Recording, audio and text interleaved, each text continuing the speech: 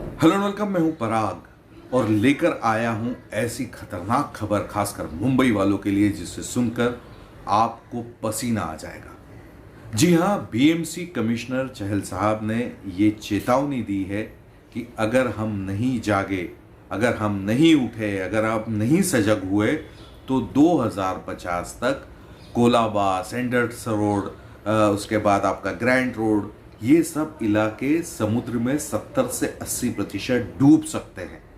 जो क्लाइमेट में चेंज हो रहा है, जो पर्यावरण में जो लगातार बदलाव आ रहा है, पूरा जिसको हम कहें कि ग्लोबल वार्मिंग हो रही है, पर प्रदूषण हो रहा है, हम पेड़ काट रहे हैं, हमारे तमाम सारी चीज़ें जो हम पर्यावरण के साथ, इस पृथ्वी के साथ खिलवाड़ कर रहे हैं, उसका असर ये हो रहा है कि ये बदलता मौसम जो है, जो बारिश हमारे यहाँ पर जून जुलाई अगस्त में होती है, इस बार मई में आ गई और 217 मिलीमीटर की बारिश आई है। हमने उस बारिश को एंजॉय किया, मुंबई वासियों ने खूब, हमने मज़े किए उस दौरान। लेकिन सिर्फ ये मज़े की चीज़ नहीं है, ये बहुत ध्यान देने की चीज़ है, ये चिंता का विषय है कि इतनी बारिश का आना, वो भी इतनी जल्दी, ये बदलते हुए मौसम का रुख है। तो यहाँ पर बीएमसी ऑफिस में जो पर्यावरण मंत्री हैं हमारे आदित्य ठाकरे, उन्होंने एक वेबसाइट की भी का उद्घाटन किया और साथ ही साथ जो मुंबई का क्लाइमेटिक चेंज हो रहा है उसको लेकर ये वेबसाइट का लॉन्च किया गया है। साथ ही साथ बीएमसी कमिश्नर और दोनों ने कहा है कि मुंबई के लोग इस बारे में हमको सुझाव दें कि किस तरह से हम यहाँ का क्लाइमेट चेंज कर सकते हैं, क्लाइमेट कंट्रोल कर सकते हैं, उसको बेहतर कर सकते हैं। साथ ही साथ एनजीओ से भी उन्होंने इस बारे में सुझाव मंगाए हैं।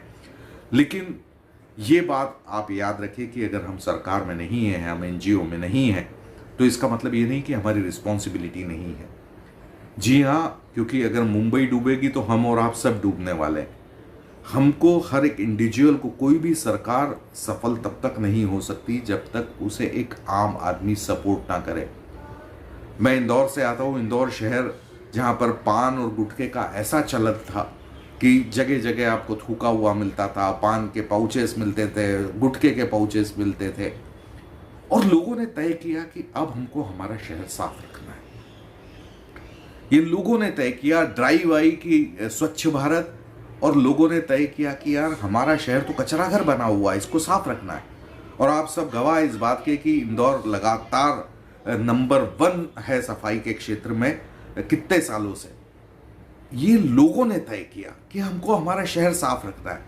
तो हम मुंबईकर होने के नाते अब हमको, हर आदमी को, भले वो पान बेचता हो, वो ऑटो चलाता हो, वो बिजनेस करता हो, वो दुकान चलाता हो, वो नौकरी करता हो, या अंबानी हो, पुलिस कमिश्नर हो, पुलिस हवलदार हो, हम सबको इंडिविजुअली सोचना होगा कि इस शहर का जो पर्यावरण है, जो जलवायु परिवर्तन है, हम इसको हम कैसे बेहतर कर सकते हैं।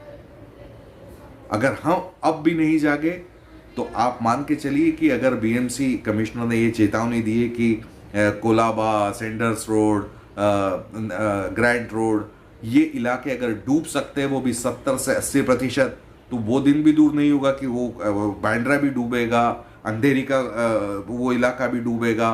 फिर ये सारे, क्योंकि हो क्या रहा है कि ग्लोबल वार्मिंग के चलते हमारे ग्लेशियर्स पिघल रहे हैं, वो अंटार्कटिका के हों या हमारे हिमालयन रेंज के हो।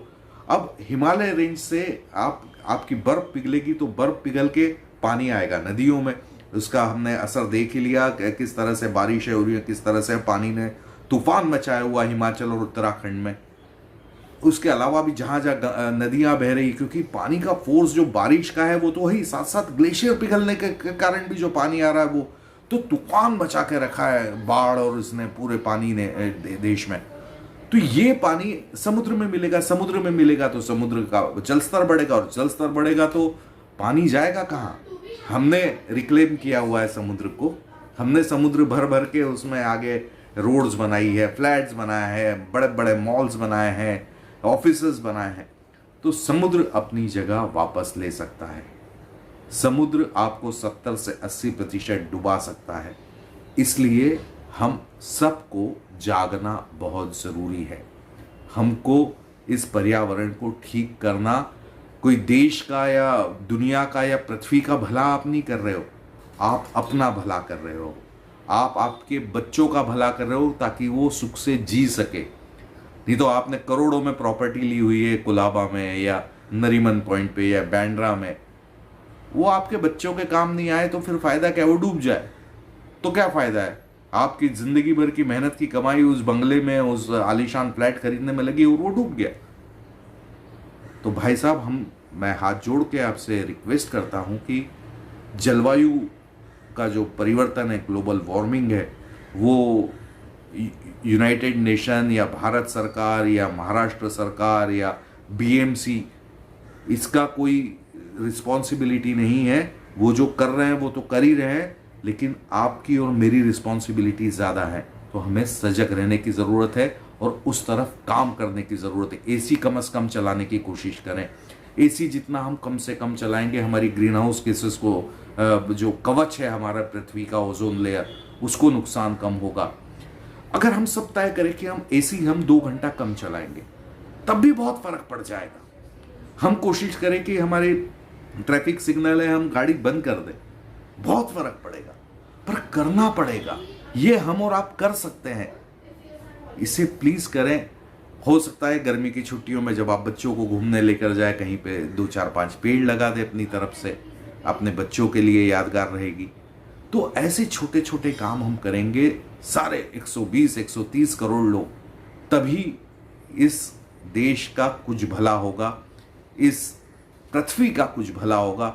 और आप सोचिए, मैं पृथ्वी के भले की बात, अगर पृथ्वी अगर नुकसान में आ गई, क्योंकि टेम्परेचर है बढ़ता जा रहा है, पानी की कमी हो रही है, टेम्परेचर बढ़ रहा है, गर्मी हमसे बर्दाश्त की सीमा के बाहर निकल जाएगी। ये जो कोरोना और ऐसी अनडिसेंट महामारियाँ आएगी, क्योंकि आप सारा एक्सपोजर खुला हो जाएगा।